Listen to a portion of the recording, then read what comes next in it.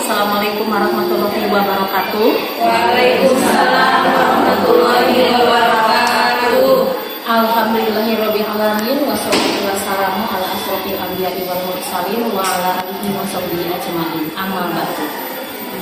Pertama-tama marilah kita panjatkan puji serta syukur kepada Allah Subhanahu wa taala yang mana pada hari ini kita semua berkumpul dalam kegiatan diseminasi budaya positif yang nanti akan disampaikan oleh Ibu Fitri selaku calon guru penggerak angkatan ke-6. Karena berkat rahmat Allah Subhanahu wa taala pada hari ini kita diberi kesempatan sehingga kita melaksanakan dan berkumpul dalam kegiatan ini. Tak lupa sholawat serta salam marilah kita curahkan kepada Nabi Muhammad Shallallahu Alaihi Wasallam. Tak lupa juga kepada para sahabatnya, para tabi'in-tabi'atnya, serta kita selaku umatnya mudah-mudahan mendapat syafaat di akhir kelak. Amin ya Allah ya Rabbal Alamin. Amin. Yang terhormat Ibu Wakil Kepala Sekolah SMPN 4 Sodomilir, yang terhormat Bapak dan Ibu Guru SMPN 4 Sodomilir. Pada acara kali ini ada beberapa rangkaian acara. Yang pertama pembukaan, yang kedua doa, yang ketiga sambutan yang akan disampaikan oleh Ibu Wakil Kepala Sekolah, yang keempat acara inti. Sebelum mengawali acara ini, marilah kita membaca basmalah bersama-sama, mudah-mudahan diberi kelancaran dalam kegiatan ini. Bismillahirrahmanirrahim. Kemudian acara yang selanjutnya yaitu doa yang akan dibacakan oleh Ibu Siti Nurhasanah SAG. Kepadanya disilakan. Bismillahirrahmanirrahim. Assalamualaikum warahmatullahi wabarakatuh. Marilah kita menundukkan kepala sejenak untuk memohon kepada Allah Subhanahu wa taala. Semoga acara ini diberi kemudahan, kelancaran dan berkah. Amin ya Allah ya Rabbal alamin. Amin. Bismillahirrahmanirrahim. Allahumma sholli ala sayyidina wa habibina wa syafi'ina wa maulana Muhammad wa sallim wa radiyallahu tabaraka an kulli sahabati Rasulillah ajmain. Amin ya Allah ya Rabbal alamin. Amin. Allahumma inna nas'aluka salamatan fid din wa afiyatan fil jasad wa ziyadatan fil ilmi wa barakatan fil rizqi wa taubatan qoblal maut wa rahmatan innal maut wa maghfiratan ba'dal maut. Allahumma hawin alaina fi syakaratil maut wan najata minan nari wal afaina lisab. Rabbana la tuzigh qulubana ba'da idh hadaitana wa hab lana min ladunka rahmah innaka antal wahhab. Rabbana dolamna anfusana wa illam taghfir lana wa tarhamna lanakunanna minal khasirin. Rabbana hab lana min azwajina wa dhurriyyatina qurrata a'yun waj'alna lil muttaqina imama. Rabbana atina fid dunya hasanah wa fil akhirati hasanah wa qina adzabannar. Subhanaka rabbika rabbil izzati amma yasifun wa salamun alal mursalin walhamdulillahi rabbil alamin. Bi barakati umil Quran al-Fatihah. Bismillahirrahmanirrahim. Alhamdulillahi rabbil alamin arrahmanir rahim maliki yaumiddin iyyaka na'budu wa iyyaka nasta'in ihdinas siratal mustaqim siratal ladzina an'amta 'alaihim ghairil maghdubi 'alaihim waladdallin. Amin ya Allah ya Rabbal alamin. Wassalamualaikum warahmatullahi wabarakatuh. Waalaikumsalam warahmatullahi wabarakatuh. Terima kasih kepada Ibu Siti Nurhasanah SAG yang telah membacakan doanya. Mudah-mudahan doa kita dijabah oleh Allah Subhanahu wa taala. Amin ya Allah ya Rabbal alamin. Kemudian acara yang selanjutnya yaitu sambutan yang akan disampaikan oleh Ibu Wakil Kepala Sekolah SMPN 4 Sodomilir yang terhormat Ibu Yeni Nuraini SPD. Kepadanya disilahkan. Assalamualaikum warahmatullahi wabarakatuh. Alhamdulillahirobbilalamin. segala puji bagi Allah Subhanahu wa taala yang mana pada hari ini alhamdulillah kita bisa berkumpul di acara kegiatan diseminasi budaya positif yang akan dilaksanakan dan direalisasikan oleh Ibu Fitri sebagai CGP angkatan 6 tahun 2022. Dan alhamdulillah pada hari ini cuaca sangat cerah. Tak lupa sholawat serta salam kepada junjungan kita yakni Habibana Muhammad SAW. Terima kasih sebelumnya kepada Ibu pembawa acara, Ibu Ehan, dan rekan-rekan sekalian. Pada hari ini alhamdulillah Ibu Fitri akan mengadakan diseminasi budaya positif dan juga mudah-mudahan bisa kita laksanakan di sekolah kita dan bisa direalisasikan nanti ini budaya positif bisa kita laksanakan oleh ibu bapak guru semuanya dan bukan hanya ibu bapak saja, tetapi melainkan realisasinya ke anak dan juga ke kita semua. Di budaya positif ini mungkin selintas saya akan menyampaikan tentang hal budaya positif itu bukan hanya untuk siswa, melainkan untuk kita semua sebagai seorang figur guru. Kita harus bisa membimbing dan juga memberikan motivasi sesuai dengan Ki Hajar Dewantara nanti ya Ibu sampaikan oleh Ibu Fitri, nanti akan disampaikan secara mendetail.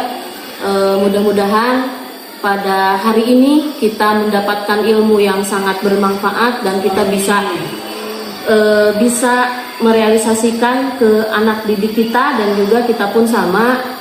Kita bisa sama-sama belajar kembali untuk apa sih budaya positif. Nah, untuk mempersingkat waktu, terima kasih Bu Fitri. Mudah-mudahan di sekolah kita menjadi sekolah yang betul-betul anak memiliki profil pelajar Pancasila dan juga mudah-mudahan juga itu berkat ibu dan bapak guru yang ada di sekolah.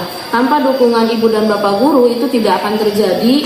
Nah, ini adalah salah satu budaya positif yang harus direalisasikan oleh kita semua, bukan hanya satu orang ya Bu, tetapi kita sama-sama membentuk karakter siswa sesuai dengan profil pelajar Pancasila.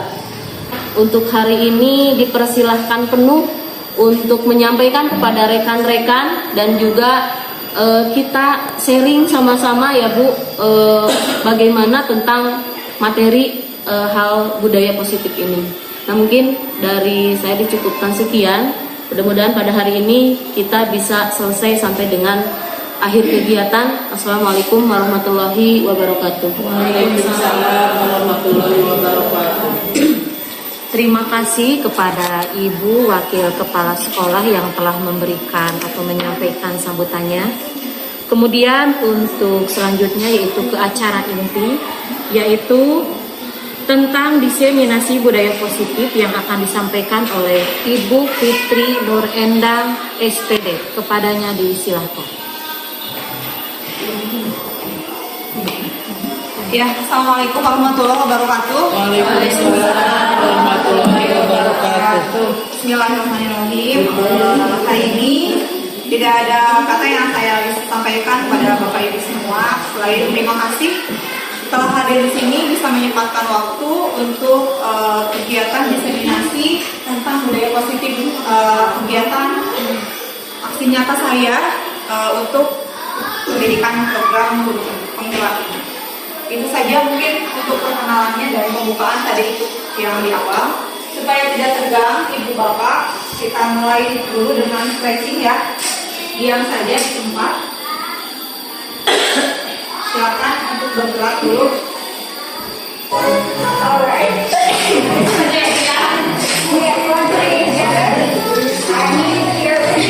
Let's go.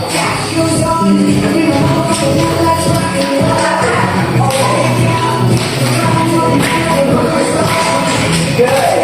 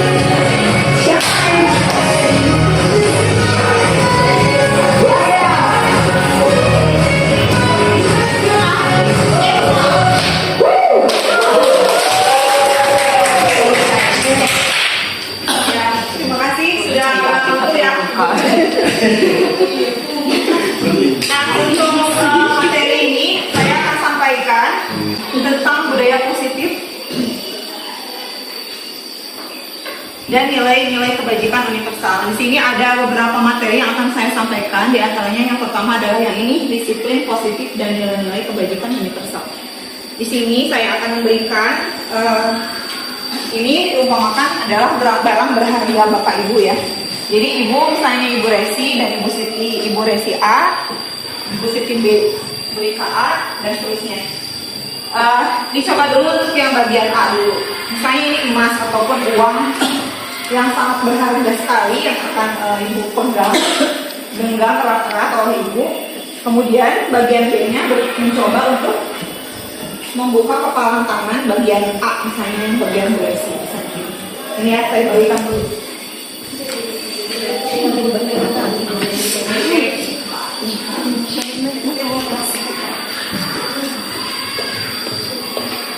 Ini diibaratkan barang berharga Bapak Ibu.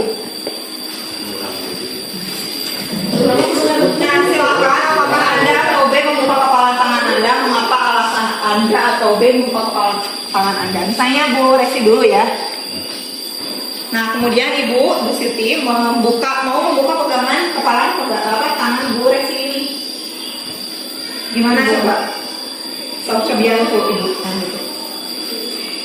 Mau dibuka atau enggaknya, itu kan tergantung siapa yang punya.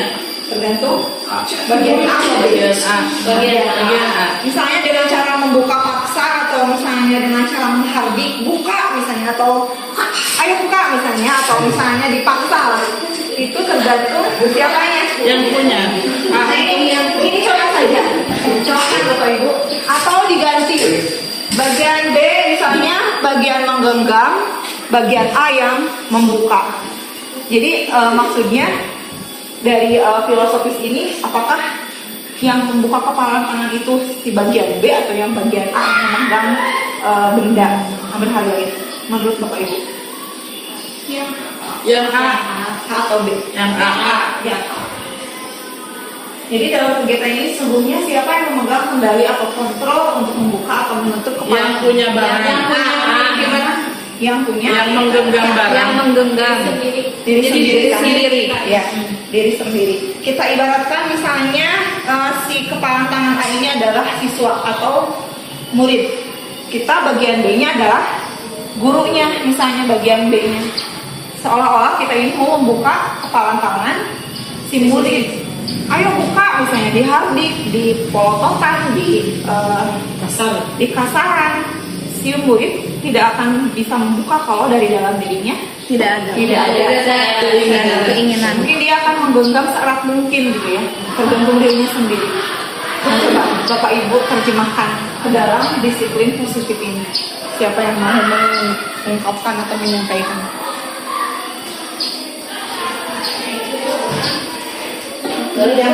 Ya, silakan Bu. Sebenarnya tadi kan menggenggam ya Bu, awal mulanya salah satunya adalah disiplin positif siswa. Dalam hal diri siswa itu yang paling awal yang kita harus ketahui itu adalah secara pendekatan dulu kan ya, itu yang secara pendekatan. Kemudian yang membukanya itu tadi kan diri sendiri ya Bu ya, diri sendiri. Nah dari itu pertama kali yang harus kita itu sebenarnya di coaching ya Bu. Jadi kita harus benar-benar pendekatan, kemudian harus mengetahui dulu siswanya itu. Ya siswanya itu seperti apa yang dia alami dan apa yang dia contoh mungkin realisasi hal disiplin di sini misalnya contoh pakaian seragam misalnya tidak pakai atribut. Nah, terus kemudian atau yang paling sedikit itu adalah yang paling kita lihat anak-anak itu suka mengeluarkan baju ya ataupun rambutnya. Contoh rambut lah ya. Hal yang paling ini rambut kadang ada yang sekarang mah pakai jalan ini ya. Itu kayak itu. Nah, seperti itu. Kenapa dicukurnya seperti itu? Apakah bisa diperbaiki? Anak-anak kan sekarang banyak yang belakang gitu ya. Nah, dari situ saya simpulkan yang paling utama adalah bagaimana caranya kita mengetahui permasalahannya terlebih dahulu. Kita harus tahu dalamnya anak itu permasalahannya ada di mana. Baru kita akan paham, baru kita akan secara langsung kita tidak bisa langsung menjustis anak itu kenapa dicukur nak itu tidak bisa. Yang pastinya harus mendalami dulu, harus tahu permasalahannya dan harus tahu juga mungkin dalam hal ini secara mendalam pendekatannya seperti apa. Secara umumnya, utamanya kita harus mengetahui dulu apa permasalahan yang ada di anak. Itu mungkin dari teman-teman yang lain bisa disampaikan. Silahkan Bu, seperti itu mungkin. Jadi yang kita rasakan adalah si anak mungkin atau genggaman tangan kita ini tidak akan bisa kita buka kalau dari dalam dirinya sendiri tidak Tidak adanya. Nah itu ya Bu untuk ini percobaannya saja. Selanjutnya, nah ini bagaimana seorang bisa berubah dari paradigma stimulus respon yang biasanya kita lakukan ke pendekatan teori kontrol. Jadi di sini ada contoh ya Bu ya, misal stimulus respon realitas atau kebutuhan kita itu sama. Tapi kalau misalnya dengan teori kontrol, realitas atau kebutuhan kita itu berbeda. Semua orang melihat hal yang sama, tapi kalau menurut teori kontrol, setiap orang memiliki gambaran yang berbeda. Begitu pula kepada anak mungkin. Jadi kita biasanya misalnya menyamaratakan ketika di kelas. Kebutuhan anak itu sama lah kita anggap. Maka dikasihkan inilah misalnya materi ini dengan metode ini, kita anggap sama kan ya. Padahal di dalamnya ternyata kebutuhan anak itu berbeda-beda. Kemudian juga mungkin fasilitas dari belajar anak juga berbeda-beda.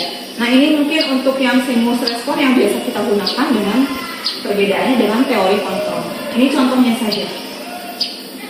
Selanjutnya, nah ini apa makna disiplin itu sebenarnya? Ada yang mungkin bisa menambahkan apa makna disiplin? Tadi seperti kata Bu Yeni, ya menaati tata tertib atau patuh pada aturan budaya. Nah ini ya untuk dalam budaya kita ini biasanya disiplin itu menjadi sesuatu yang dilakukan seseorang pada orang lain untuk mendapatkan kepatuhan.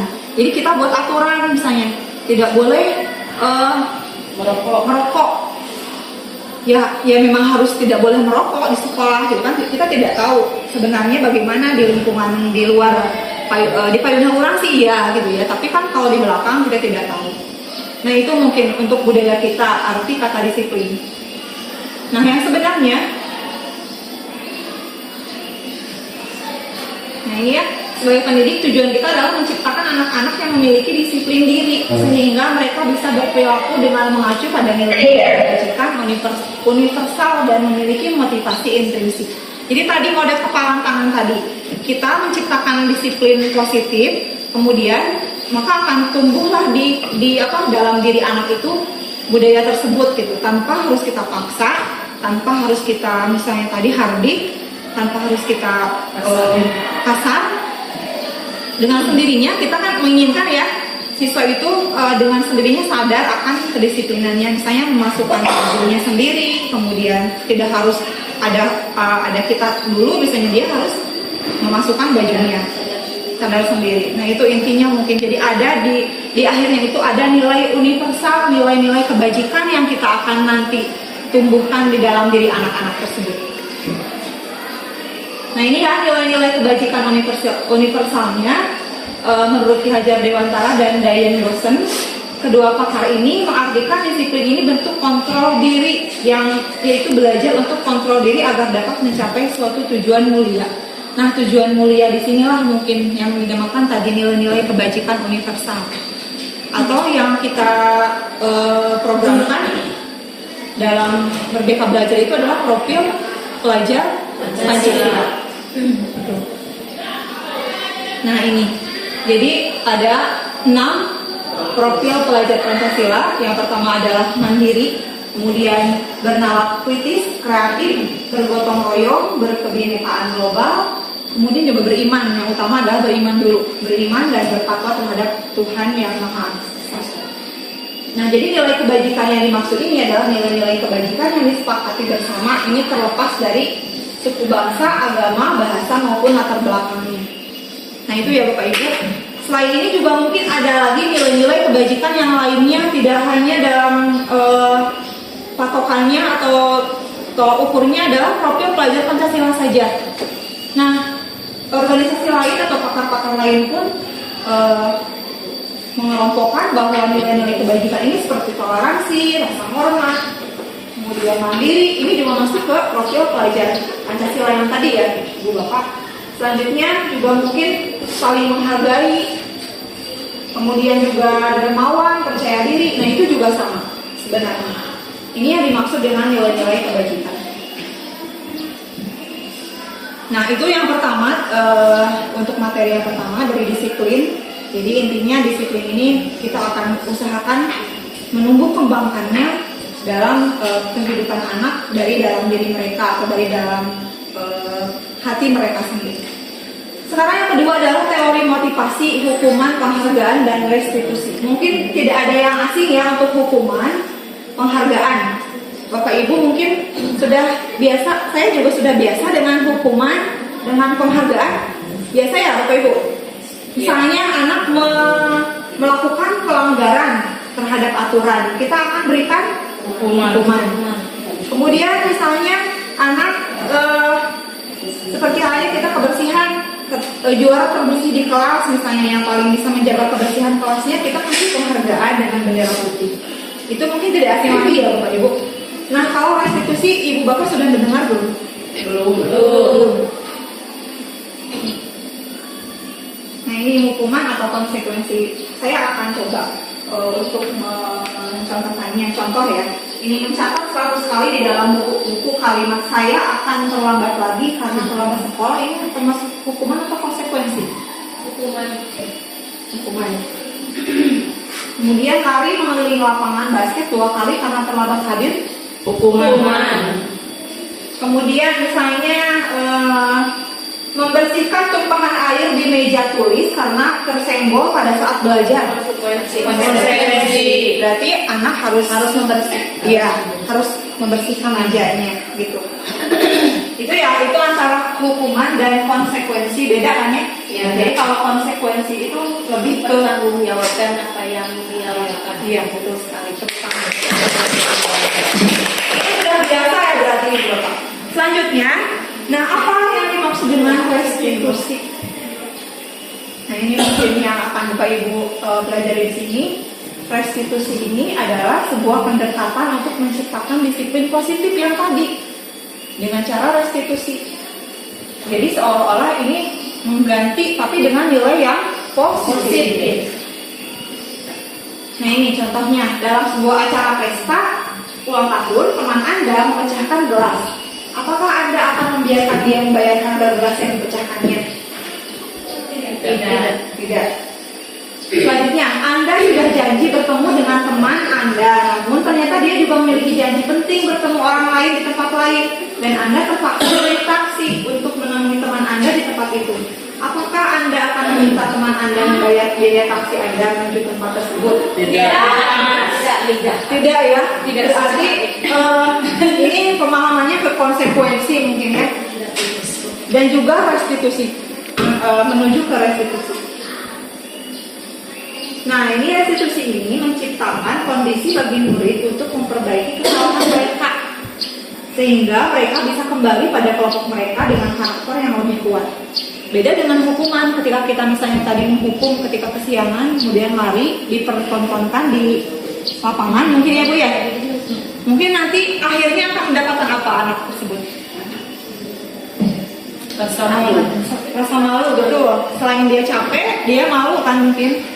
Atau misalnya tidak mengerjakan PR, kemudian disuruh ke depan berdiri 1 jam atau menghormat bendera di luar, misalnya sekarang sudah tidak ada lagi yang seperti itu ya.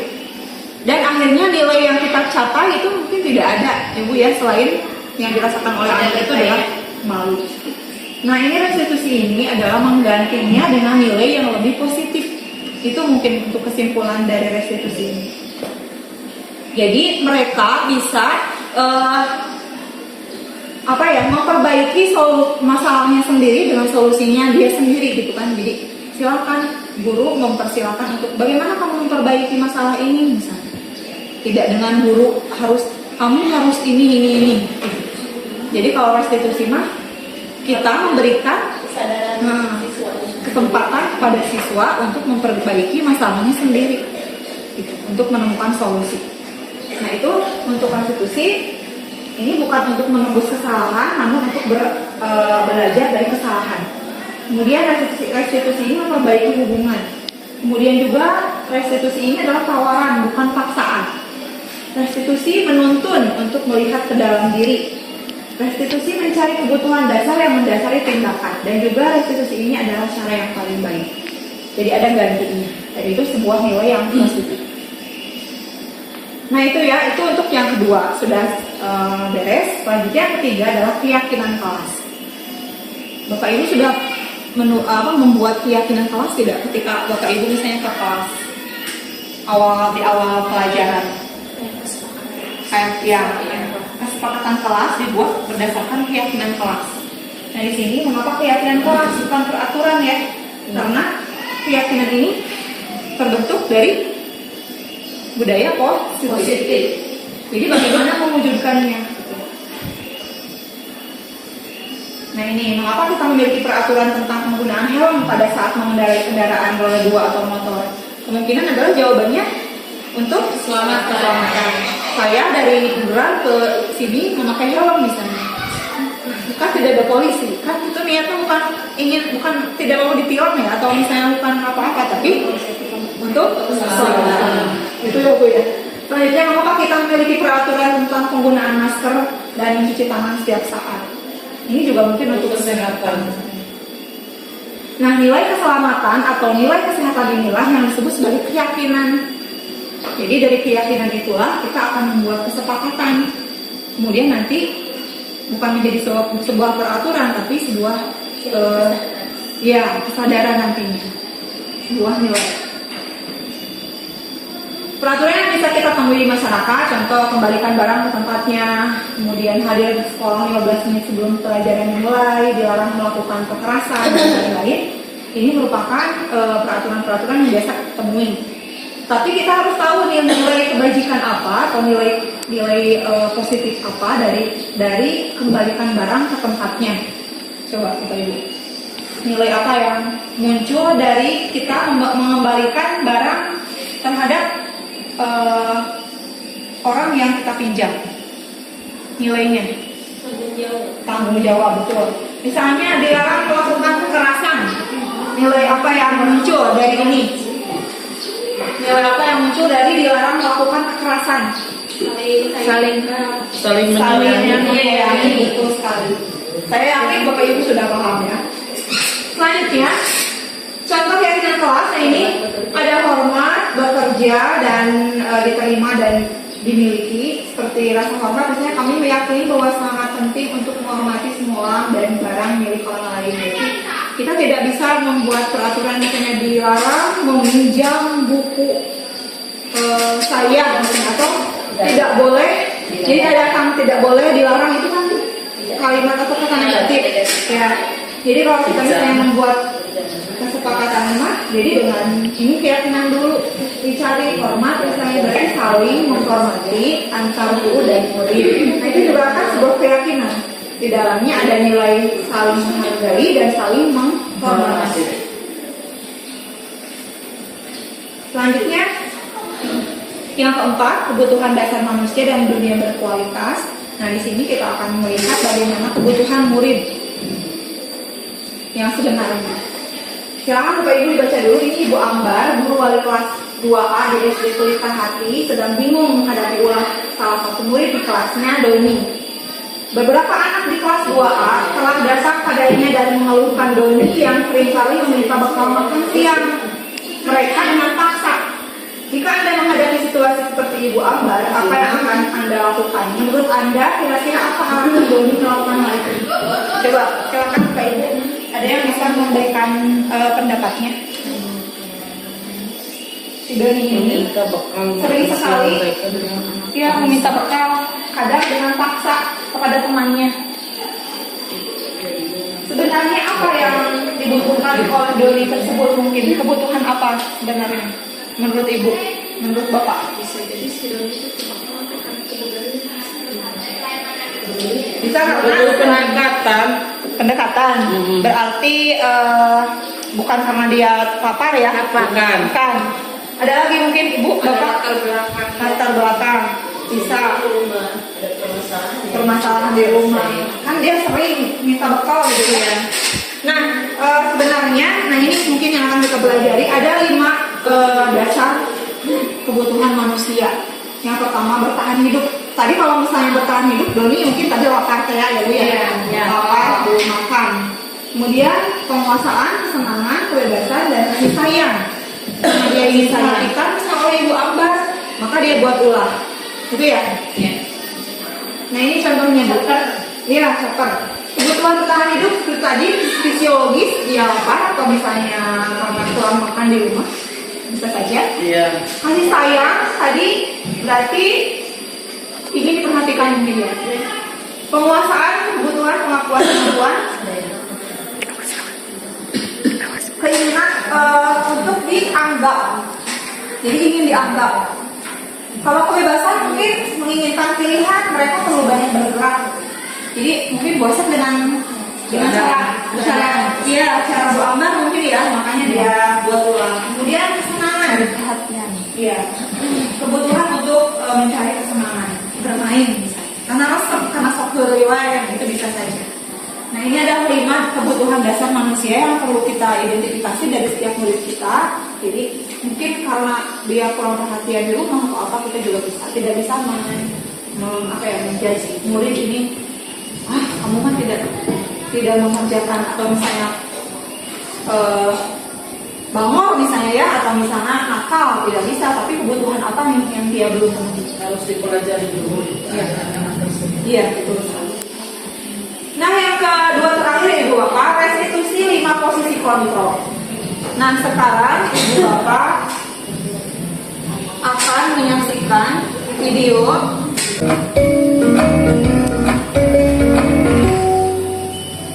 Salam bahagia Ibu dan Bapak guru hebat. Dalam penerapan disiplin positif restitusi, salah satu program yang dikembangkan adalah 5 posisi kontrol. 5 posisi kontrol dalam restitusi adalah proses perjalanan seorang pendidik agar dapat mengenali dirinya. Pada video kali ini, kita akan membahas tentang 5 posisi kontrol yang dikembangkan oleh Diane Dawson dan contoh penerapannya.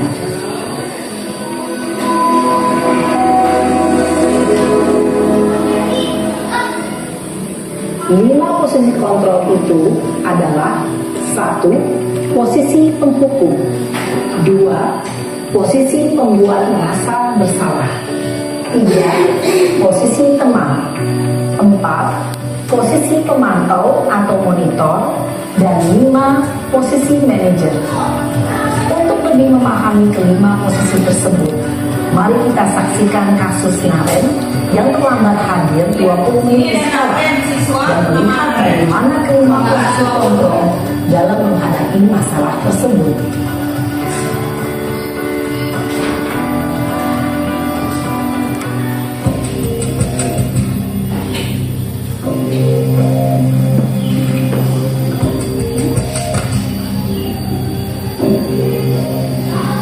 Naren, sini kamu. Selamat pagi Bu. Selalu terlambat. Kamu deh pasti terlambat. Maaf Bu, saya Apa? Apa coba? Alasan kamu apa lagi? Kapan sih kamu tidak terlambat? Malas sekali ya kamu jadi anak. saya Dasar pemalas. Gak kapok-kapok sih kamu. Sudah berapa kali terlambat? Sana, kamu keliling lapangan basket 2 kali. kenapa saya harus keliling lapangan basket Bu? Kenapa? Kamu malah ibu.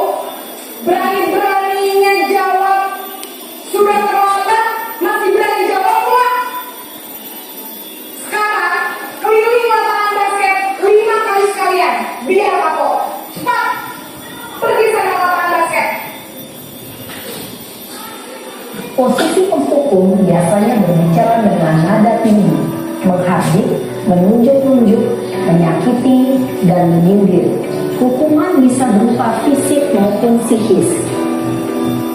Ibu dan Bapak guru hebat, dampak yang terjadi pada murid ketika guru berada pada posisi penghukum adalah murid cenderung akan memberontak, bahkan menyimpan dendam.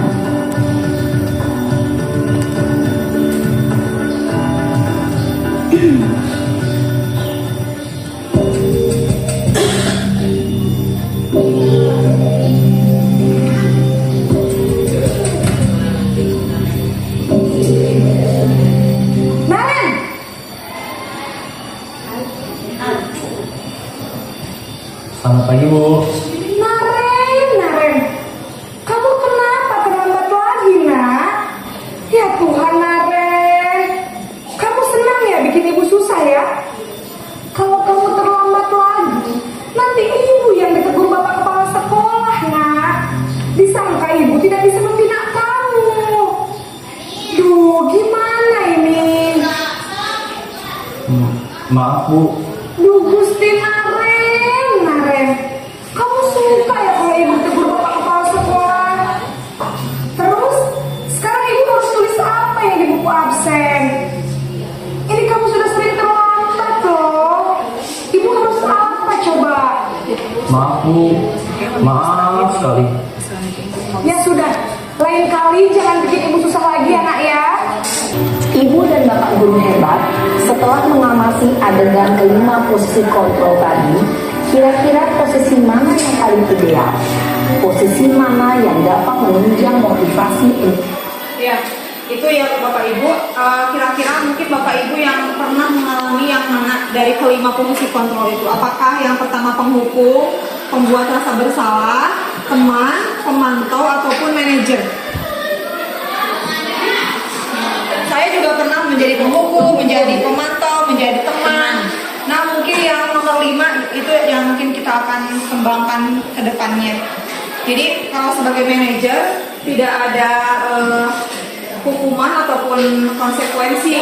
Kalau sebagai pemantau tadi kan sesuai dengan konsekuensi, masih ada kerjakan tugas misalnya atau apa gitu ya. Tapi kalau sebagai manajer kita akan mendapatkan solusi dari permasalahan tersebut, tapi kita berikan kesempatan kepada anak yang memperbaiki. Begitu.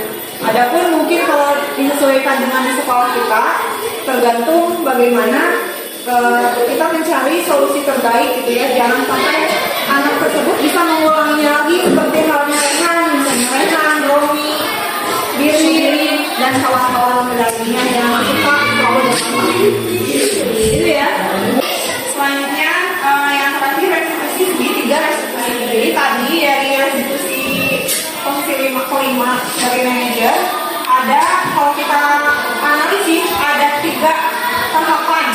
Jadi yang dimaksud dengan segitiga restitusi itu tahapan-tahapan ketika kita melaksanakan praktek segitiga restitusi. Nah ini langkah-langkahnya, penstabilan identitas. Jadi model tadi sebenarnya kenapa kamu terlambat? Jadi alasan dulu mungkin ditanyakan. Kita semua akan melakukan hal yang harus kita lakukan. Jadi contohnya berbuat salah itu tidak apa-apa, atau misalnya wajar sebagai manusia kita berbuat salah misalnya gitu kan. Jadi stabilkan identitasnya supaya si anak bisa ikut sama ngobrol dengan kita dari hati ke hati. Yang kedua, validasi tindakan yang salah. Jadi semua perilaku memiliki alasan. Jadi tadi si anak sebenarnya juga ditanya, kenapa kamu sering terlambat? Tidak ada yang menginginkan misalnya atau apa? Nah ini perlu ditanyakan. Jadi kita tidak harus salah, udahlah salah gitu. Jadi dikasih hukuman. Yang ketiga adalah menanyakan keyakinan. Jadi balik lagi ke keyakinan. Jadi kita kan sudah membuat keyakinan kelas atau misalnya keyakinan sekolah bahwa kita harus saling menghargai, saling menghormati. Ketika orang lain bisa datang pagi-pagi, kenapa kita tidak, gitu kan ya? Jadi itu adalah rasa saling menghargai kita pada orang lain untuk sama-sama datang tepat waktu. Jadi itulah mungkin keyakinannya ditanyakan kembali. Nah itu ya untuk praktek segitiga restitusi. Nah ini adalah materi terakhir untuk tahapannya. Ibu bapak bisa lihat dalam video ini. Manajer menggunakan pisah basis pada segitiga restitusi. Sisi pertama adalah menstabilkan identitas. Ini sisi yang kedua adalah validasi tindakan yang salah. Dan sisi yang ketiga adalah menggunakan keyakinan. Ibu dan Bapak Guru, berikut ini akta restitusi. Nah ini ceritanya dipanggil. Iya, Mbak. Sudah lama nggak sebentar. Kenapa hari ini? Kesel Pak, kesel banget. Masa aku dikatain tukang fitnah Pak? Ya aku marah lah. Aku boleh katain mereka di depan kelas. Kesel banget. Oh begitu. Ya pasti kamu marah dan kesal. Bapak juga akan marah apabila ada yang menuduh Bapak seperti itu. Kemudian pada saat itu kamu mau melakukan apa? Ya saya langsung ngatain Eka lah Pak. Kesel banget. Saya bentak-bentak dia depan teman-teman lain. Oh begitu. Pasti kamu melakukan seperti itu karena suatu alasan tertentu, bukan? Iyalah, masa saya diam saja Pak? Ya saya bela diri lah. Masa saya dituduh tukang fitnah? Ya wajar lah. Mempertahankan harga diri itu sesuatu yang penting buat kamu. Untung kamu tidak bertindak lebih gegabah hanya membentak-bentak. Iya Pak. Untung saya masih bersabar dan hanya membentak saja. Sudah gemes Pak Emor. Saya pasti bela diri lah. Ya pasti ya. Tapi kamu memilih untuk tetap bertahan dan bersabar. Kamu memilih untuk tidak berbuat lebih parah lagi, kan? Iya. Nah, sekarang coba kita lihat lagi tindakan kamu yang bentak-bentak Eka di kelas. Tindakan kamu itu kira-kira sesuai dengan keyakinan kelas atau prinsip kamu tidak? Enggak lah Pak. Sampai Pak jadi pengarang. Jadi keyakinan atau prinsip mana yang kurang sesuai dengan keinginan kamu? Ya, saya sebenarnya sangat menghargai orang lain. Mungkin saat itu saya menjadi emosi. Jadi tidak menunjukkan sikap itu. Kamu meyakini tidak? Menghargai orang lain itu penting buat kamu. Yakinlah Pak. Iya, setuju. Kita harus saling menghargai.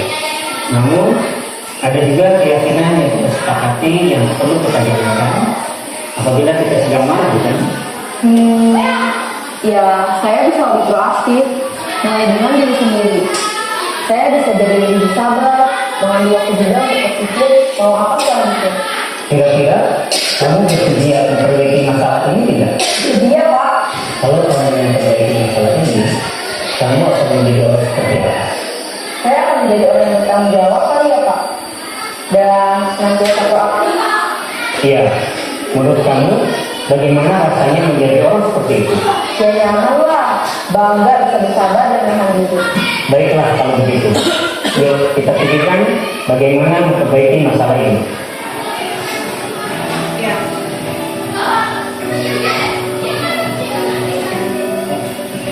Ibu dan Bapak Guru hebat. Nah, mungkin itu Bapak Ibu praktek segitiga restitusi yang tadi sudah dilihat oleh kita. Jadi bagaimana kita mengimplementasikannya kalau kita misalnya menemukan sobirin yang sialan ataupun Romi yang suka menggambar terus di belakang kita ketika ngajar misalnya, dan lain-lain masalah lain lagi yang kita temui di kelas. Untuk refleksi, silakan Bapak Ibu untuk mengisi Jamboard ini, tapi harus di-download dulu ya, mohon maaf untuk Jamboardnya. Nanti kalau Ibu Bapak mengisi yang bagian ini apa Pak? Ibu gambar? Kulkas berarti apa yang perlu Bapak Ibu pelajari kembali kan rincian beku misalnya. Ini yang masih belum paham atau apa, silakan Bapak Ibu tulis dan dengan mengklik ini, sticky note ini. Misalnya, seperti ini. Misalnya tentang restitusi, belum paham misalnya. Tidak usah dikasih nama, tidak perlu lah Bu. Tinggal simpan saja. Nah seperti ini, nanti disimpan di kolom yang kulkas. Nah di halaman yang kedua. Nah di sini. Selanjutnya kolom keduanya adalah gambar koper. Artinya apa Bu? Bapak? Apa yang akan Bapak Ibu terapkan? Mungkin dari kesempatan ini yang Bapak Ibu dapatkan apa dan akan Ibu terapkan nantinya apa? Silakan Bapak Ibu juga bisa mengklik yang sticky note ini dan nanti silakan kirimkan. Dan yang terakhir adalah Nah ini gambar apa Bu? Sampah. Berarti apa yang akan Bapak Ibu ubah, Bapak Ibu buang? Kebiasaan buruk apa yang akan kita buang dari apa ya, kesempatan atau materi yang dipelajari hari ini? Misalnya kebiasaan saya sebagai apa? Saya mau buang, misalnya melotot atau misalnya cangkeng dan lain-lain lah. Gitu ya. Nanti ibu saya mengharapkan masukannya untuk mengklik link yang ada di grup WA di SMP Negeri 4 Sabang Hilir ini dan kirim, tidak usah pakai nama, tidak apa-apa, sebagai refleksi dari pembelajaran. Ada yang mau ditanyakan ke Bapak? Saya Bu mau bertanya, Iya, silakan Bu. bagaimana cara supaya anak itu menyadari kesalahannya? Contoh seperti yang saya temukan langsung ya.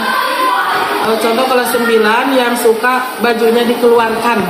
Bagaimana itu supaya jerah atau bagaimana gitu, supaya nurut aja, supaya disiplin gitu. Itu aja Bu, terima kasih. Assalamualaikum. Terima kasih untuk pertanyaannya. Mungkin ada Bapak Ibu yang mau menjawab bagaimana ketika kita menghadapi siswa yang sering mengeluarkan bajunya. Jadi terus menerus gitu, terus menerus. Siapa yang mau menyampaikan atau berpendapat? Silakan. Belum saya. Mungkin Pak Andi. Bisa dengan tadi Bu, misalnya ya Bu ya, memang sulit untuk menerapkan supaya anak itu tetap terus memasukkan bajunya. Contohnya saja ketika kita keluar kelas, anak-anak langsung buka mengeluarkan bajunya. Nah mungkin dengan cara restitusi ini, misalnya dengan menyadarinya kita panggil anak-anaknya, atau misalnya kita, kalau misalnya salah satu anak bisa kita panggil, atau misalnya kalau banyakan kita bisa sosialisasikan di kelas. Misalnya mau kalian itu apa, kenapa bajunya selalu dikeluarkan ketika tidak ada guru, atau misalnya kebiasaan kalian itu senangnya kenapa gitu. Mau seperti apa gitu ya, ditanya dulu mungkin Bu, menurut saya ditanya dulu kebutuhan dasarnya itu apa, kenapa mereka bisa mengeluarkan baju sering setiap saat. Iya. Itu mungkin ya Bu ya. Tapi di sini juga bisa saja ditambahkan yang bisa diganti dari mereka ketika mengeluarkan baju, mereka mau apa gitu Bu. Jadi seperti tadi restitusi, memperbaiki masalahnya dengan seperti apa. Jadi anak ditanya dulu. Ya, jadi keinginan anak mau seperti apa misalnya. Jadi diberi kesempatan kepada anak untuk memberikan solusinya sendiri. Oh, iya. Jadi dari anak dulu, jangan dari kita. Misalnya jangan dulu dikasih hukuman atau jangan dulu dikasih konsekuensi berbentuk apa. Iya, iya. Itu mungkin tidak ada lagi. Ya, kalau tidak ada, untuk hari ini cukupkan sekian. Mudah-mudahan ini ada manfaatnya dan juga kita bisa mengimplementasikannya di kehidupan kita nanti di masa yang akan datang, dan sekarang mungkin kita akan mulai. Terima kasih untuk partisipasinya Ibu Bapak telah meluangkan waktu untuk saya di sini melaksanakan aksi nyata. Mudah-mudahan bermanfaat bagi saya dan bagi Bapak Ibu semuanya, teruntuk juga spesial ya buat anak didik kita. Mudah-mudahan kita bisa mendidik anak-anak kita menjadi anak-anak yang berkepribadian dan berkarakter menuju profil pelajar pancasila. Kesalahan datangnya dari saya, kebaikan hanya dari Allah Subhanahu Wa Taala. Terima kasih. Wassalamualaikum warahmatullahi wabarakatuh.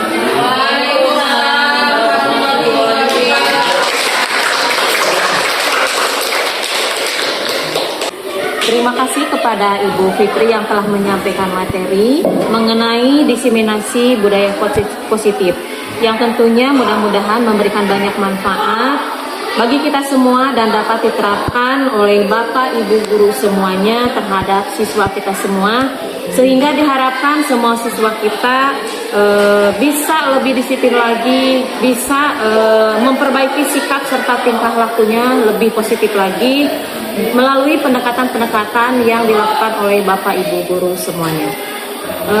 Mungkin dari saya cukup sekian. Sebelumnya karena acara ini telah selesai dilaksanakan, marilah kita ucapkan alhamdulillah bersama-sama. Alhamdulillah. Sekali lagi saya ucapkan terima kasih kepada Bapak Ibu guru yang telah hadir pada acara ini. Wassalamualaikum warahmatullahi wabarakatuh.